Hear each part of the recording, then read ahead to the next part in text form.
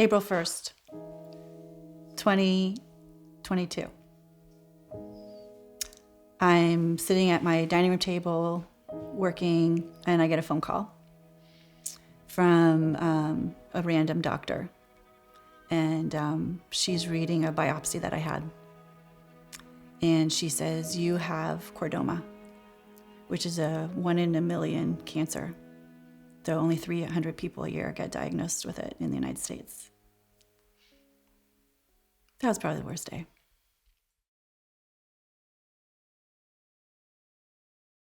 My name is Kletz, and I'm a champion for women's sports and gender equity in sport.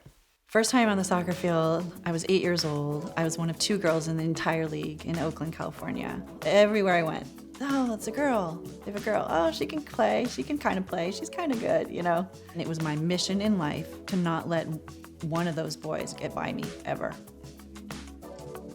That's all I had. There was no other soccer, particularly, very little men's soccer, but 0 women's soccer out there. I played at Harvard for 4 years. At that time, college was the end. There was, I guess, little mentions of a national team. I think the only reason I knew was because my recruit, who I hosted, was Julie Foudy. And I knew that she was on the national team. I think for me, not, knowing I couldn't play professionally after college, that made me really sad. It goes back to my childhood dream of wanting there to be a women's professional soccer league and getting to the point of my senior year in college and, not even in sight. And so again, still feeling like that dream was never going to be realized.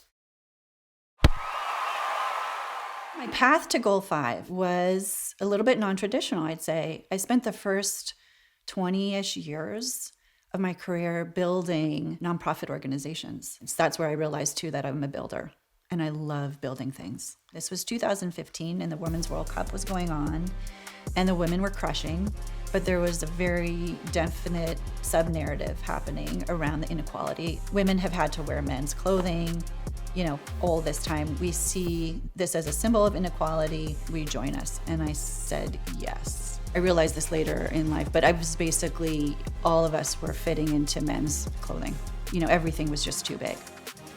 And I never realized it, honestly. It was just like, you just settle, Goal 5 and starting an apparel company where we were focused on fitting women's bodies. The whole excitement around that for me was just another validation to a young girl of, you matter.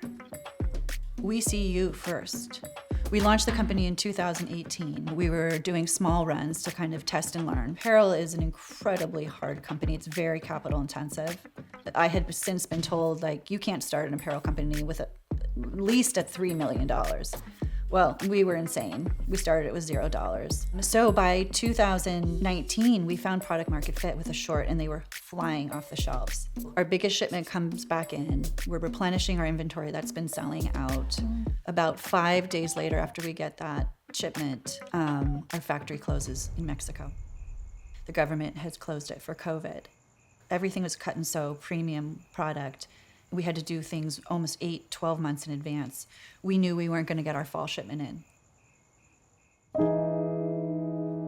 For about a year or 2, I noticed some pressure in my tailbone, and I thought I had injured myself playing soccer. And it kind of built and built over 2 years, probably, period, to the point where I tried to walk up a hill. I was hiking on my favorite hill, and it's a very, very steep hill, and I couldn't get up. Went in, had an MRI. She called me and you could hear kind of the fear in her voice. And she said, there is a massive mass on your tailbone, on your sacrum. I said, oh my God, I'm trying to save my company's life and my life at the same time.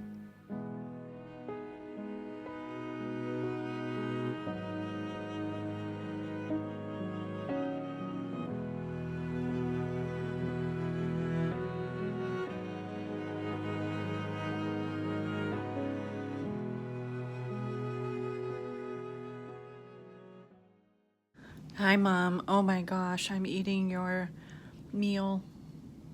It is the best thing I've ever had. Thank you.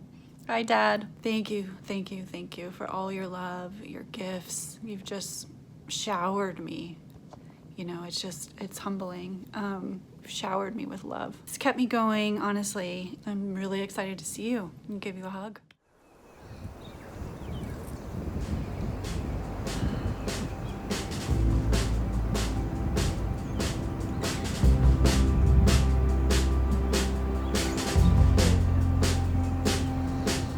When I got that diagnosis, I went into this coping mode immediately. And the coping mode, thank goodness, was supported through all my years of being an athlete. My mind was, you have an injury, and you've had a million injuries out on the field. You need to fix the injury, rehab, and get back out there. It's truly a miracle that Goal 5 has still survived. And now I'm working with the company again. I'm consulting and working with a new leadership team who I really adore. And I'm back at it.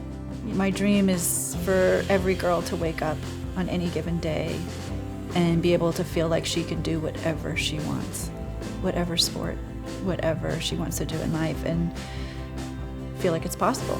Everything is better when you are around. Everything is better when you are around. Back together? Yeah? Okay.